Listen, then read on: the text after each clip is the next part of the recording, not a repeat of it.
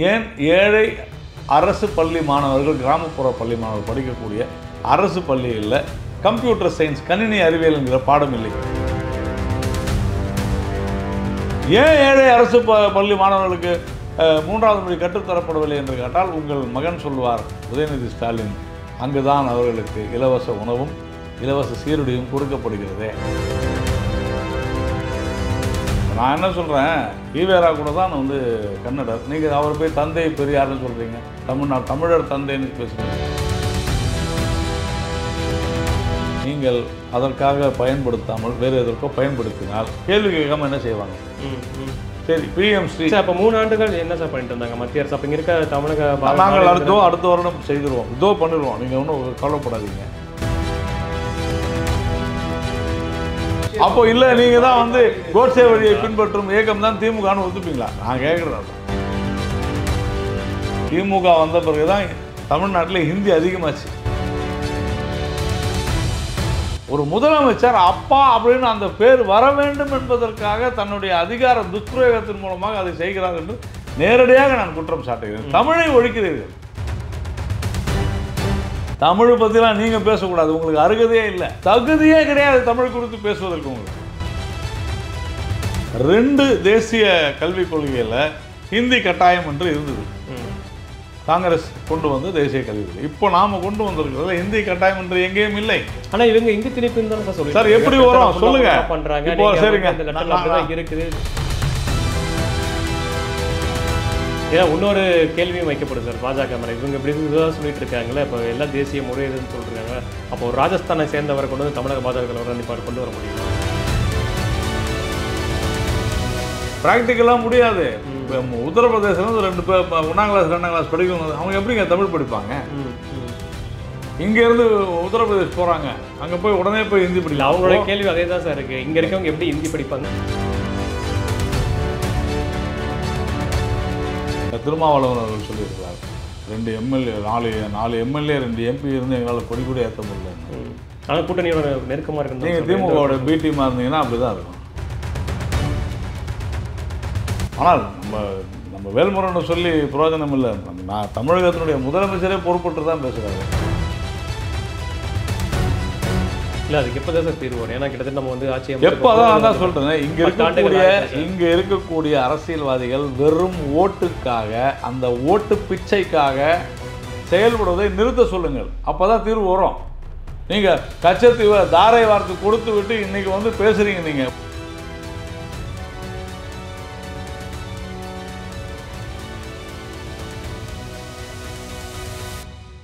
Sir வணக்கம் sir. வணக்கம். இன்றைக்கி மத்திய ஒரு ப்ரெஸ் மீட் பார்த்துருப்பீங்க. இந்தமாரி எங்களுக்கு ஒரே எதிரி கட்சி திமுக தான் அப்படின்னு திரு எடப்பாடி பழனிசாமி சொல்கிறாங்க. அதே இதில் உங்கள் கட்சி மாநில தலைவர் திரு அண்ணாமலை ஒரு கருத்து சொல்கிறார், எங்களுக்கு அதிமுக எதிரி கட்சி இல்லை அப்படிங்கிற ஒரு விஷயத்த சொல்கிறாங்க. இது இந்த திரு அமித்ஷா வந்துட்டு போனதுக்கு பிறகான ஒரு நிகழ்வாக இருக்குது. நேற்று திரு வேலுமணி அவர்களோட இல்ல நிகழ்ச்சியிலையும் உங்கள் மாநில தலைவர் போய் பங்கேற்றதும் ஒரு பெரிய ஒரு அரசியலில் பேசு பொருளாக மாறி இருக்கு. ஏன்னா தமிழகத்தை பொறுத்தளவு பல கூட்டணிகள் உருவாகுவதும் பல கூட்டணிகள் விலகுவதும் இந்த எல்லாமே திருமண மேடைகளில் திருமண நிகழ்வுகளில் தான் நடந்துருக்குது. தமிழ்நாட்டில் இருக்கிற ஊடகங்களுக்கு பொழுது போகவில்லைன்னு நான் பார்க்குறேன். ஓகே, அவ்வளோதான். ஏன்னா ஒரு திருமண நிகழ்வில் பங்கேற்பது என்பது தனிப்பட்ட விஷயம். அதற்கும் அரசியலுக்கும் எந்த தொடர்பும் கிடையாது. அதனால் அப்படி பார்த்தீங்கன்னா தொடர்ந்து பல்வேறு திருமண நிகழ்ச்சிகளுக்கு எல்லோரும் போய்கொண்டு தான் இருக்கிறாங்க. ஒரே குடும்பத்தில் 2 கட்சியை சேர்ந்தவங்க கூட இருக்கிறாங்க. அதனால் அதிகம் நீங்கள் வந்து முடிச்சு போடுவது என்பதே தவிர அமித்ஷா அவர்களுடைய விஜயத்திற்கும் அந்த திருமணத்துக்கு என்ன தொடர்பு இருக்குது? வேலுமணி அவர்கள் ஈஷாவில் சந்திச்சு ஒரு பேசினாங்க. எல்லாரும் தெரிஞ்சவங்க தானே, பார்த்து சந்திக்கிற என்ன தவறு இருக்குது இப்போ?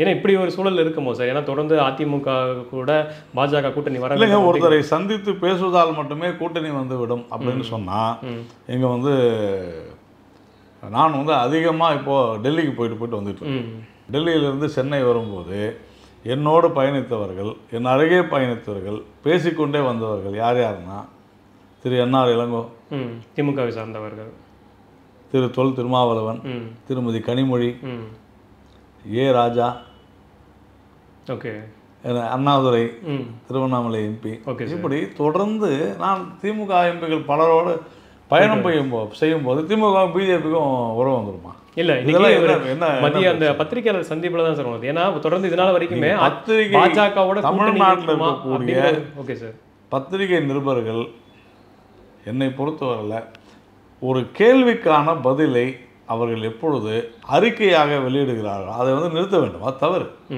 ஒரு கேள்விக்கான பதிலை கேள்விக்கான பதிலாக தான் பார்க்கணும். அது அறிக்கையாக நீங்கள் வந்து ஸ்டேட்மெண்ட்டாக நினச்சி பேசக்கூடாது. நீங்கள் ஒரு கேள்வி அப்போது எதுவுமே பேசக்கூடாதுன்றீங்களா?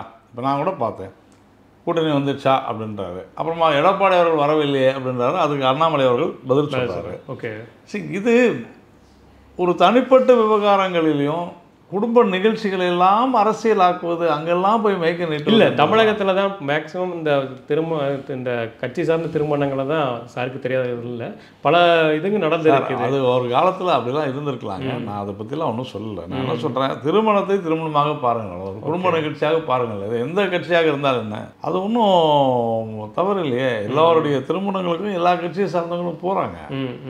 நீங்கள் அதை வந்து அரசியலாக்காதீங்க. இன்னும் ஒரு வருடம் இருக்கிறது தேர்தலுக்கு. கூட்டணியெல்லாம் அப்போ தான் பேச முடியும். இப்போ எப்படி கூட்டணி பேசுவது? இல்லை, இது நாள் வரைக்கும் இப்போ செய்தியாளர் சந்திப்பில் திரு எடப்பாடி பழனிசாமி சொல்லிட்டு வந்தது என்ன, பாஜகவோட கூட்டணி கிடையாது அப்படிங்கிறத வெளிப்படையாக சொல்லிட்டு வந்தாங்க.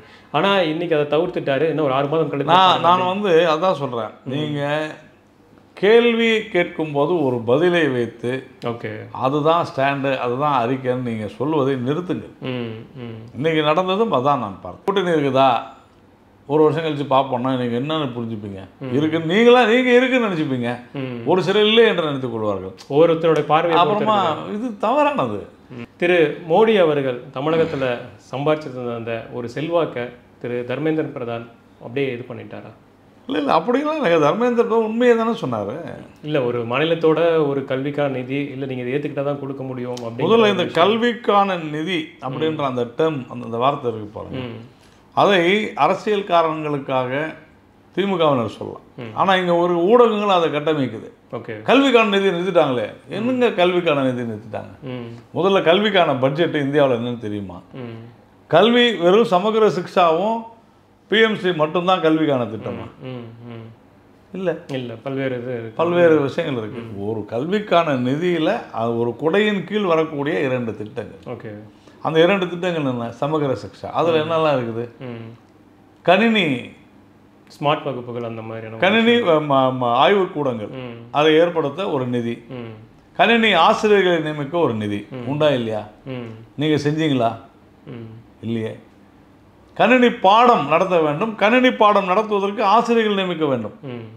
மாநில அரசு நியமிக்கணும். மாநில அரசு அதுக்கு தான் நிதி கொடுக்குறாங்க. சமகிர சிக்ஷால ஒரு அங்கம் அது.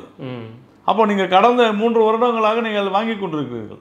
ஆனால் அதுக்கு கணினி ஆசிரியர் நீங்கள் நியமிக்கல. கணினி ஆசிரியர்கள் போராட்டம் செய்து கொண்டிருக்கிறார்கள், வேண்டுகோள் விடுத்து கொண்டிருக்கிறார்கள். நாங்கள் படிச்சுட்டு சும்மா இருக்கிறோம், எங்களுக்கு வேலை கூட அப்படின்னு. இன்னைக்கு தனியார் பள்ளிகளில் படிக்கக்கூடிய மாணவர்கள் அனைவரும் கணினி அறிவியல் படிக்கிறார்கள். உண்டா இல்லையா? ஏன் ஏழை அரசு பள்ளி மாணவர்கள், கிராமப்புற பள்ளி மாணவர்கள் படிக்கக்கூடிய அரசு பள்ளிகளில் கம்ப்யூட்டர் சயின்ஸ், கணினி அறிவியல்ங்கிற பாடம் இல்லை? இது துரோகம் இல்லையா? இதுக்கு பேர் சமூக நீதியா? சமூக அநீதி. அதுதான் நம்ம சொல்கிறோம். அப்போ அதற்காக கொடுக்கப்பட்ட நிதியை நீங்கள் அதற்காக பயன்படுத்தாமல் வேறு எதற்கோ பயன்படுத்தினால் கேள்வி கேட்காம என்ன செய்வாங்க?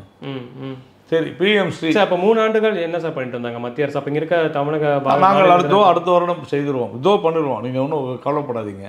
பிஎம்சி திட்டம் அது ஒன்று தான் கல்விக்கான நிதியா? நாடு முழுக்க 14,500 பள்ளிகளை அடையாளம் கண்டு அந்த பள்ளிகளில் ஒரு குறிப்பிட்ட மாதிரி பள்ளிகளாக மாற்ற வேண்டும். இதுதான் திட்டம். இப்போ தமிழகத்தில் ஒரு 250 தான் தேர்ந்தெடுத்திருக்கு இல்லையா? அப்போது இது யார் தேர்ந்தெடுக்கணும்? மாநில அரசு தான் இது பண்ணியிருக்காங்க. அப்போ நீங்கள் 250 தேர்ந்தெடுத்தது யார்? மாநில அரசு பண்ணியிருக்காங்க. ஏன் பண்ணீங்க? அப்போ முன்னாலே உங்களுக்கு தெரியாதா அது பிஎம்சி வந்து மும்மொழி கொள்கை 3 மொழி கற்றுக் கொடுக்கணும், இந்த தேசிய கல்விக் கொள்கையை அப்ளை பண்ண போகிறாங்கன்னு? ஓகே, தெரியுமில்ல உங்களுக்கு?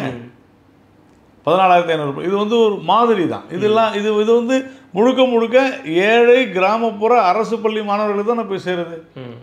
அப்புறம் நீங்கள் இதுக்கான நிதியெல்லாம் வாங்கிட்டால் நாங்கள் செய்கிறோம்னு கையெழுத்து போட்டு கையெழுத்து போடுறோம்னு சொல்லிட்டு திடீர்னு ஒரு நாள் நான் கையெழுத்து போட மாட்டேன்னு சொன்னேன்னு அர்த்தம். இன்றைக்கி முதலமைச்சர் என்ன இருக்குதுன்னா, கோட்சே வழியை பின்பற்றும் இயக்கத்தினர் காந்தியின் நோக்கத்தை ஒருபோதும் நிறைவேற்ற மாட்டார்கள். முதலமைச்சர் சொல்லுவார். நாங்கள் சரி அப்படியா, சரி நான் கேட்குறேங்க, காந்தி என்ன சொன்னார்? ஹிந்தியை தேசிய மொழியாக்க வேண்டும்னு சொன்னார். நாங்கள் சொல்ல, காந்தி தானே சொன்னார். ஓகே. ஆங்கிலத்தை அறவே விட்டொழியுங்கள்னு சொன்னார். காந்தி தானே சொன்னார். குடியை நிறுத்துங்கள், மது விலக்கை உடனடியாக கொண்டு வாருங்கள்னு சொன்னார். காந்தி தானே சொன்னார். இதெல்லாம் நீங்கள் நிறைவேற்றுவீங்களா? சரி, இல்லை இப்போ ஒரு விஷயம் அப்போ இல்லை, நீங்கள் தான் வந்து கோட்சே வழியை பின்பற்றும் இயக்கம் தான் திமுகன்னு ஒத்துப்பீங்களா? நான் கேட்குறது தான். உங்களுடைய குழந்தைகள், உங்களுடைய பேரன் பேத்திகள் 3 மொழி கற்கலாம். நீங்கள் வியாபாரத்துக்காக செயல்படுத்தக்கூடிய நடத்தக்கூடிய பள்ளிகளில் 3 மொழி கற்றுக் கொடுக்கலாம். ஆனால் ஏழை கிராமப்புற அரசு பள்ளி மாணவர்கள் 3 மொழி கற்கக்கூடாது. ஏன் ஏழை அரசு பள்ளி மாணவர்களுக்கு 3வது மொழி கற்றுத்தரப்படவில்லை என்று கேட்டால், உங்கள் மகன் சொல்வார், உதயநிதி ஸ்டாலின், அங்குதான் அவர்களுக்கு இலவச உணவும் இலவச சீருடையும் கொடுக்கப்படுகிறதே. இல்லை, இப்போ ஆசிரியர் ஒரு பற்றாக்குறையும் இருக்குல்ல சார். இப்போ என்ன பாடம் நம்ம கற்றுக்க இருக்குது, அப்போ இங்கே ஒரு லாங்குவேஜ் கொண்டு வர யாருடைய தவறு? இல்லை, இங்கே இருமொழி சட்டம்னு ஆல்ரெடி இருக்குது. அப்போ மறுபடியும் மும்மொழி சட்டம் கொண்டு வரது. இருமொழி சட்டம் இருக்குது. ஆமாம் இல்லை சார், அதான் சார் நானும் கேட்குறேன். இருமொழி சட்டம் யாருக்கு? தமிழ்நாட்டுக்கா இல்லை அரசு பள்ளிகளுக்கா? நீங்கள் என்ன சொல்கிறீங்க? தமிழ்நாட்டினுடைய கொள்கை கல்வியில் இருமொழி கொள்கை. அப்போ தமிழ்நாட்டில் இருக்கக்கூடிய எல்லா பள்ளிகளும் அதானே சார் இருக்கணும். அப்போ சிபிஎஸ்சி பள்ளிகளையும் அனுமதி கொடுத்தீங்க நீங்கள். நோ அப்ஜெக்ஷன் சர்டிஃபிகேட் யார் கொடுத்தது? நீங்கள் தானே கொடுத்தீங்க. உங்களுடைய அனுமதி இல்லாமல் சிபிஎஸ்சி பள்ளி திறந்துட முடியுமா? உங்கள் அனுமதி இல்லாமல் மெட்ரிகுலேஷன் பள்ளி திறந்துட முடியுமா? இப்போ மறுபடியும் இப்போ அந்த மொழியை வைத்து இப்போ 2 அரசியல் அப்படி உருவாக்கிட்டு இருக்கு. அது நான் என்ன சொல்கிறேங்க, இது வரட்டும். அன்னைக்கு இருந்த மாதிரியான கட்டமைப்பு இன்னைக்கு இருக்கக்கூடிய கட்டமைப்பு அன்றைக்கி இல்லை. இன்றைக்கி இருக்கக்கூடிய ஒரு தெளிவு அன்றைக்கி கிடையாது. அன்று என்ன நடந்தது அப்படின்னா, 1960களில் தமிழ்நாட்டில் 3வது மொழியை கற்றுக்கொள்ள பெரும்பாலான பள்ளிகள் கிடையாது. ஏன்னா உங்களுக்கு சிபிஎஸ்சி வந்து 69 தான் தோங்குது. திமுக வந்த பிறகு தான் தமிழ்நாட்டில் ஹிந்தி அதிகமாச்சு.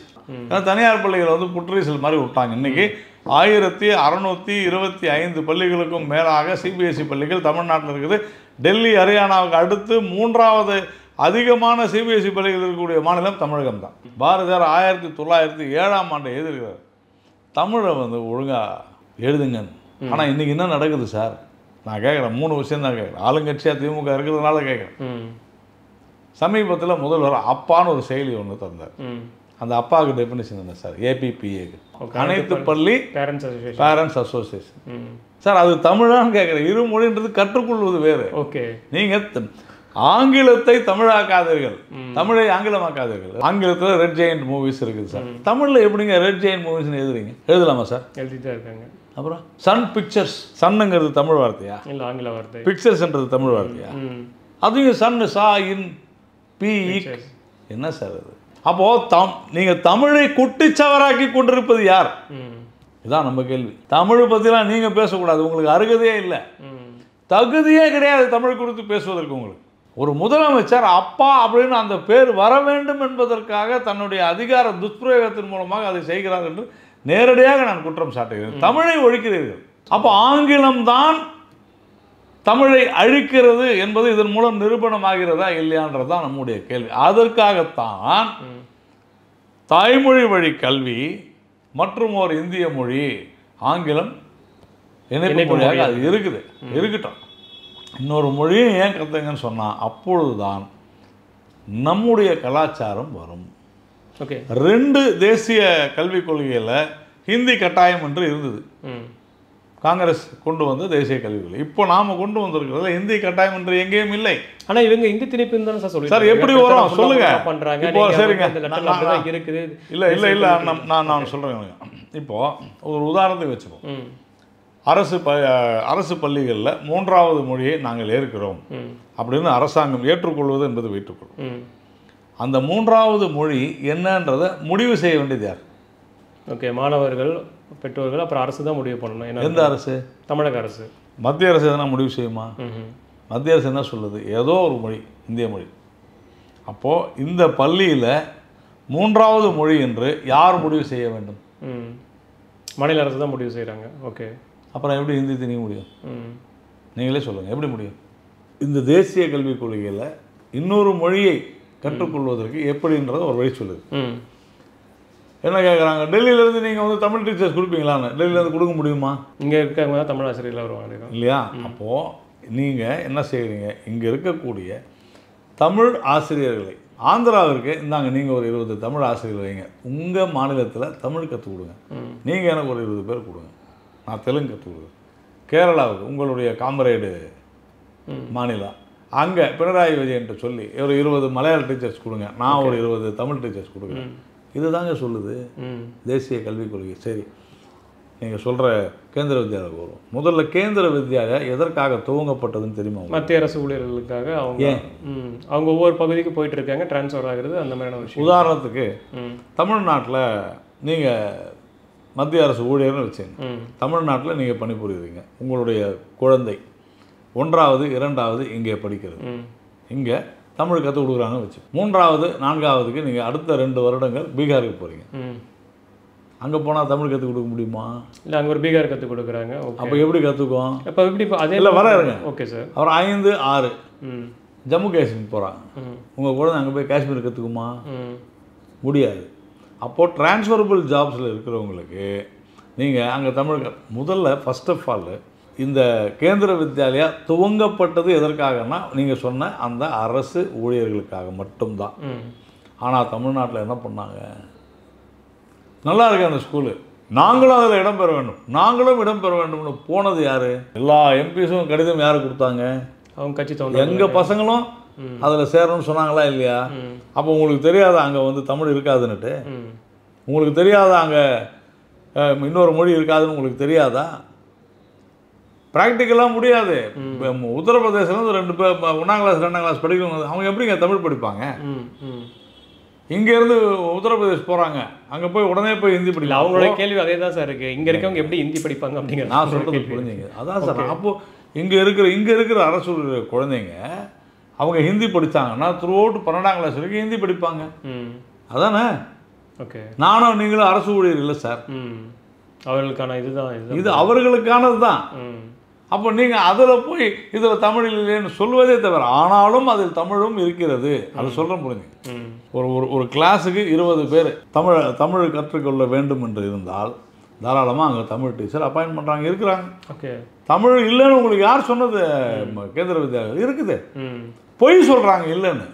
ஆனால் கேந்திர வித்யாலயா தமிழில் நீங்கள் ஹிந்தி பயிற்று மொழியாக நாம் வந்து தமிழை கட்டாயப்படுத்த முடியாது. ஏன்?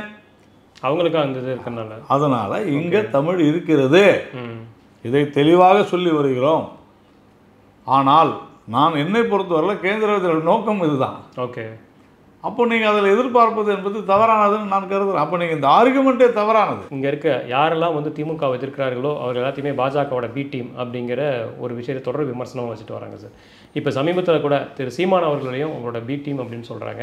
இப்போ சீமான் அவர்களுடைய அந்த வழக்கு, இப்போ அந்த உச்சநீதிமன்ற தீர்ப்பு, இதுக்கு எல்லாத்துக்குமே பின்புலமாக பாஜக தான் இருந்திருக்கு அப்படிங்கிற ஒரு பெரிய விமர்சனம் வைக்கிறாங்க. இல்லை, இது வந்து ஒரு கேடுகெட்ட அரசியலாகத்தான் நான் பார்க்கிறேன். அது ஒவ்வொருவருடைய தனிப்பட்ட விவகாரங்களை குறித்து நாம் பேச முடியாது, எனக்கு அது அவசியமும் இல்லை.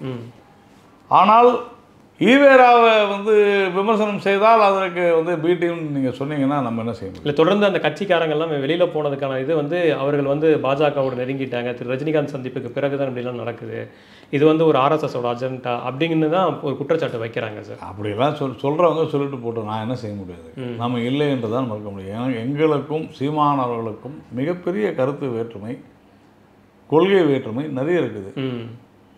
அவர் வந்து நிறைய விஷயம் பேசுவார், தமிழ் தேசியத்துக்குள்ள மட்டும் இருப்பாங்க, நம்ம தேசியத்தோட இருக்கோம், நாம் அதெல்லாம் பேச முடியாது. அது கொள்கை ரீதியாக நிறைய முரண்பாடுகள் இருக்குது. ஆனால் அவையெல்லாம் தவறு என்று தான் நாம் சொல்ல முடியும், அதற்கு மேலே நாம் என்ன சொல்ல முடியும்? நீங்கள் அப்படி பார்த்தீங்கன்னா இன்றைக்கி வந்து திருமாவளவன் அவர்கள் சொல்லியிருக்கிறார், 2 எம்எல்ஏ 4 எம்எல்ஏ 2 எம்பி இருந்து எங்களால் கொடி கூட ஏற்ற முடியலன்னு. ஆனால் கூட்டணியோட நெருக்கமாக இருக்கு. நீங்கள் திமுகவோட பி டீமாக இருந்தீங்கன்னா அப்படி தான் இருக்கும். 2 எம்பிக்கு 15 கோடி காசு வாங்கிட்டு தேர்தல் நின்றா கம்யூனிஸ்ட் திமுகவோட பி டீமாக தான் இருக்கும். நாங்களும் அப்படி தான் சொல்லுவோம். நீங்கள் அப்படி சொன்னீங்கன்னா நாங்கள் இப்படி சொல்லுவோம். இதுதான் சொன்னேன், நம்ம ஆக்கப்பூர்வமான அரசியலில் பேசாமல் பி டீம் சி டீம்னு பேசுறது அர்த்தமே இல்லை. காங்கிரஸ் கூட தான் எங்கள் பி டீம் திமுக இருக்கு. பன்ருட்டி வேல்முருகன் ஒருத்தர் இருக்கிறாரு. அவர் திமுக எம்எல்ஏ. ஆனால் நான் ஒரு கட்சி தலைவர்னு சொல்லிக்கிறாரு. நாங்கள் உங்களுக்கு தைரியம் இருந்தால் சுயேட்சையை நிறுத்திட்டு போக வேண்டியதானே. அடையாளம் காணணும் அப்படின்னு. Negative politics. இது எனக்கு ரொம்ப நெருக்கமான ஒரு நபர். சரிங்க சார். ஆனால் சமீபத்தில் நடந்த பொதுக்கூட்டங்களில் மிக மோசமாக பேசுகிறார். தவறான விஷயம். ஆனால் நம்ம வேல்முருகன் சொல்லி பிரயோஜனம் இல்லை. நான் தமிழகத்தினுடைய முதலமைச்சரே பொறுப்பட்டு தான் பேசுகிறாரு. நான் வரி கொடுக்காமல் வரி கொடுக்க முடியாதுன்னு சொல்றது ஒரு நொடி போதுமானு சொல்லி பாருங்க. ஒரு இந்திய அரசியலமைப்பு சட்டத்தின் கீழே பதவி ஏற்றுக்கொண்டவர்கள் அப்படி சொல்ல முடியாது, சொல்லக்கூடாது. இல்லை, அதே விமர்சனம் தானே சார் மத்திய கல்வி அமைச்சர் மீது வைக்கப்பட்டது. கல்வி அமைச்சர், நான் மறுபடியும் சொல்கிறேன், கல்வி அமைச்சர் தர்மேந்திர பிரதான் எது சரியோ அதை தெளிவாக பேசுகிறேன். ஏன்னா இன்னொரு கேள்வியும் வைக்கப்படுது சார் பாஜக மேலே. இவங்க இப்படி இதுதான் சொல்லிட்டு இருக்காங்களே, இப்போ எல்லாம் தேசிய முறையதுன்னு சொல்லிருக்காங்க. அப்போ ஒரு ராஜஸ்தானை சேர்ந்தவரை கொண்டு வந்து தமிழக பாஜக தலைவரை நிப்பாடு கொண்டு வர முடியுமா? ஒரே நாடு ஒரே தேசியம் தானே அப்படிங்கிற ஒரு கேள்வி முன்னாடி என்ன. அதாவது இது வந்து அவங்களுக்கு புரியல. இந்தியா தன்னுடைய அரசியல் வேறு சார். நீங்கள் அரசியலுக்காக எதனாலும் செய்வீங்க. அந்த மாதிரிலாம் நிறைய நடந்திருக்குது. யாரும் நடக்கலன்னு சொன்னது. இப்போ நான் என்ன சொல்கிறேன், ஈவேரா கூட தான் வந்து கன்னடர். நீங்கள் அவர் போய் தந்தை பெரியார்னு சொல்கிறீங்க. தமிழர் தந்தைன்னு பேசுகிறீங்க. அவர் கன்னடமா இல்லையா? கன்னடிகா தான். ஈரோடு வெங்கடப்ப ராமசாமி நாயகர் தானே சார் அவர் பேர். அப்புறமா நீங்கள் அப்படியெல்லாம் நம்ம பிறப்பின் அடிப்படையிலாம் பார்க்கக்கூடாது சார். இப்படி பார்த்தீங்கன்னா இன்றைக்கி வந்து தமிழர்கள் இன்றைக்கி வெளியுறவுத்துறை அமைச்சரும் நிதி அமைச்சரும் தமிழர்களாக இருக்கிறார்கள். நாங்களாம் ஏற்றுக்க முடியாதுன்னு யாராவது சொல்கிறாங்களா?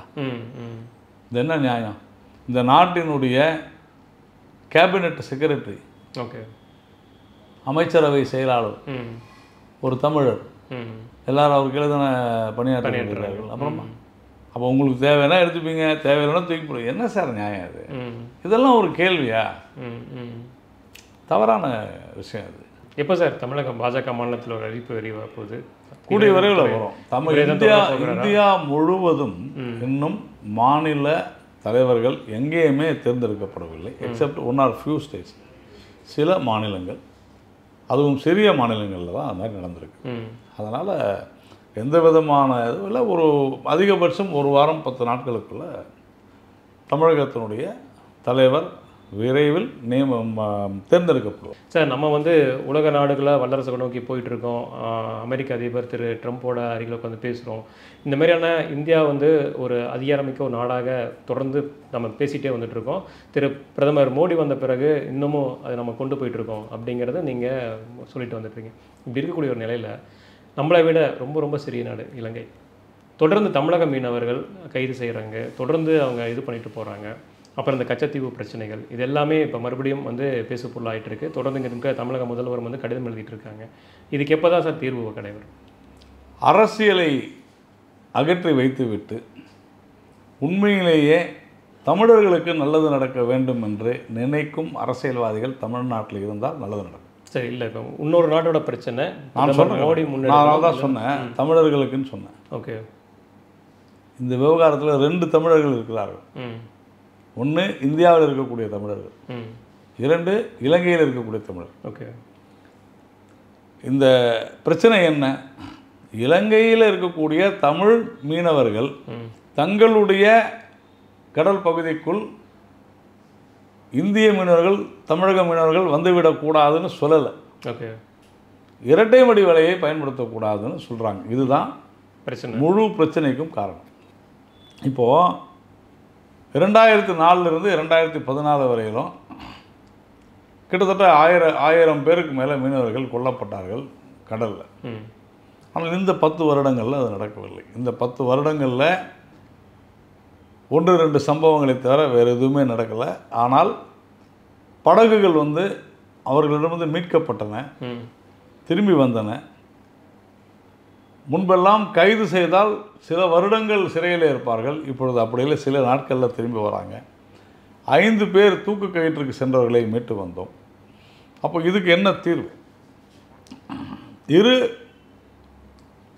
நாட்டினுடைய அரசுகளும் இது குறித்து பேசி வருகின்றன. நம்முடைய ஆட்சி வந்த பிறகு 2004 2014 எந்த விதமான ஒரு பேச்சுவார்த்தை கூட எப்போதுமே நடைபெறவில்லை. ஒரு கூட்டமைப்பாக நடைபெறுகிறது. அது அந்த கூட்டமைப்பில் யார் இருக்காங்கன்னு சொன்னால் இந்திய தமிழ் மீனவர்கள், இலங்கை தமிழ் மீனவர்கள், இலங்கை அரசு, இந்திய அரசு, இன்னும் ஒன்று இருக்குது, யார் சொல்ல? தமிழக அரசுங்களா? தமிழ்நாடு அரசு. ஆனால் நேற்று முதலமைச்சர் சொல்கிறார், தமிழ்நாடு அரசை வந்து இதுவரைக்கும் எந்த விதமான பேச்சுவார்த்தையும் நடக்கலைன்றார். தமிழ்நாடு அரசு எல்லா பேச்சுவார்த்தையும் கலந்துக்கிட்டு இருக்குது. அக்டோபர் 29, 2024 கூட ஒரு பேச்சுவார்த்தை நடந்திருக்குது. சமீபத்தில் அந்த நாட்டினுடைய ஜனாதிபதி குடியரசுத் தலைவர் வந்த பொழுது இங்கே வந்து நம்முடைய பிரதமர் நேரடியாக பேசியிருக்கிறார். அப்போது இங்கே நம்முடைய தொப்புள் குடி உறவுகள் என்று நாம் அழைத்த அதே வார்த்தையை குறிப்பிட்டு தான் அங்கே இருக்கக்கூடிய தமிழ் தலைவர்கள் எங்களை தொப்புள் குடி உறவுகள் என்று சொல்கிறீர்களே, அப்படியானால் எங்களுடைய பிரச்சனையை நீங்கள் பார்க்க வேண்டாமான்னு கேட்குறாங்கல்ல. இது குறித்து எதனா முதலமைச்சர் பேசியிருக்கிறாரா? இது எப்போ முடியும் அப்படின்னு சொன்னால், நாம் சில ஏற்பாடுகளை செய்திருக்கிறோம். அந்த இரட்டை மடி வலையை நாம் வந்து அது பயன்படுத்தாமல் போனால் அதனால் ஏற்படும் இழப்பை எப்படி சமாளிக்க முடியும்? அதனால தான் ஆழ்கடல் மீன்பிடிப்பு அதற்கான திட்டங்களை சொல்லியிருக்கிறோம். அதற்காக அதிக நிதி ஒதுக்கி இருக்கிறோம். அப்போ இங்கே இருக்கக்கூடிய அரசு அவர்களுடன் பேசி, நம்முடைய மீனவர்களுடன் பேசி கலந்து ஆலோசித்து ஒரு சரியான வழிக்கு கொண்டு வர வேண்டும் என்பது தான் நம்முடைய ஒரு தீர்வாக அமையும். இதை நோக்கித்தான் இந்திய அரசாங்கம் செல்கிறது. இல்லை, அதுக்கு எப்போ தான் சார் தீர்வு வரும்? ஏன்னா கிட்டத்தட்ட நம்ம வந்து ஆட்சி எப்போ தான் சொல்கிறேன், இங்கே இருக்கக்கூடிய அரசியல்வாதிகள் வெறும் ஓட்டுக்காக, அந்த ஓட்டு பிச்சைக்காக செயல்படுவதை நிறுத்த சொல்லுங்கள். அப்போ தான் தீர்வு வரும். நீங்கள் கச்சத்தீவை தாரை வார்த்து கொடுத்து விட்டு இன்றைக்கி வந்து பேசுகிறீங்க. நீங்கள் ஒவ்வொரு காங்கிரஸ்காரங்களும் என்னங்க பேசிக்கிட்டு இருந்தாங்க? இல்லை, அங்கே ஒரு புல்லு பொண்ணு கூட முளைக்காதுன்னு பேசுனாங்களா இல்லையா? இல்லை சார், அவங்க தான் ஓப்பனாக சொல்லிட்டாங்க, நாங்கள் தான் பண்ணிட்டோம், ஏன் அந்த கதையெல்லாம் வேணாம். அப்படிங்கிறாங்கல்ல. கொஞ்சமாவது பொது அறிவு இருப்பவர்கள் இப்படி பேசுவார்களா? சும்மா நாங்கள் தான் பண்ணிட்டோம் அப்படின்னு சொன்னால் விட்டுருவாங்க. என்ன சார் இது? ஒரு இரு நாடுகளுக்கிடையே ஒரு ஒப்பந்தத்தை ஏற்படுத்தி நீங்கள் கொடுத்துட்டு நாளைக்கு நினச்சா கொடுத்துட்டு நினச்சா வாங்கிட முடியுமா? அதற்கு அன்றைக்கு என்னென்ன பிரச்சனைகள் இருந்தது, இன்றைக்கி என்ன இருக்க போகுது? அதற்கு உண்டான முயற்சி நாம் எடுக்க வேண்டும். எங்களுடைய மாநில தலைவர் திரு அண்ணாமலை அவர்கள் அதுக்கு உண்டான முயற்சி எடுத்து போயிட்டு வந்தார். நான் சொல்கிறேன், இத்தனை வருஷத்தில் யாராவது ஒரு இந்திய தமிழக அரசியல்வாதி இலங்கைக்கு போயிட்டு வந்தாங்களா சார்? போயிட்டு தானே சார் வந்திருக்காங்க. உச்சம் நடந்த டைமில் வந்துட்டு அண்ணாமலை அவர்கள்லாம் போனாங்க. இல்லை, இங்கே இருக்க திமுக எம்பிகள் போயிட்டு இருந்தாங்க. 2009 எதுக்கு போனாங்க? இந்திய அரசாங்கத்தினுடைய பிரதிநிதிகளாக போனாங்க. அங்கே போயிட்டு ராஜபக்சே கிட்ட பரிசு பொருள் வாங்கிட்டு வந்தாங்க. கரெக்டாக அதானே சொல்கிறீங்க? போயிட்டு இங்கே வந்துட்டு ஓ அப்படின்னு ஒரு பெரிய குரல் விட்டாங்க, அவ்வளோதான். ஓகே. ஸோ அப்போ இதுக்கான முடிவு எப்போ சார் கிடைக்கும்? இப்போ ஏன்னா தொடர்ந்து நேர்மையாக தமிழக அரசியல்வாதிகள் நடந்து கொள்ள வேண்டும். அது எந்த கட்சியாக இருந்தாலும் சரி, நான் ஒரு குறிப்பிட்ட கட்சியை விட சொல்ல, எந்த கட்சியாக இருந்தாலும் நேர்மையாக நடந்து கொள்ள வேண்டும். நம்முடைய சொந்தங்கள் அவர்கள் என்கின்ற உண்மையான நினைப்பு உங்களுக்கு இருக்க வேண்டும். பிரச்சனை என்ன என்பதை உட்கார்ந்து பேச வேண்டும். இதை செய்தால் அது தீர்வு கிடைக்கும். நிச்சயமா உங்களுடைய முயற்சியும் தொடர்ந்து அதுக்காக இருந்துகிட்டே இருக்குது. தொடர்ந்து உரையாடுவோம் சார். நன்றி, வணக்கம்.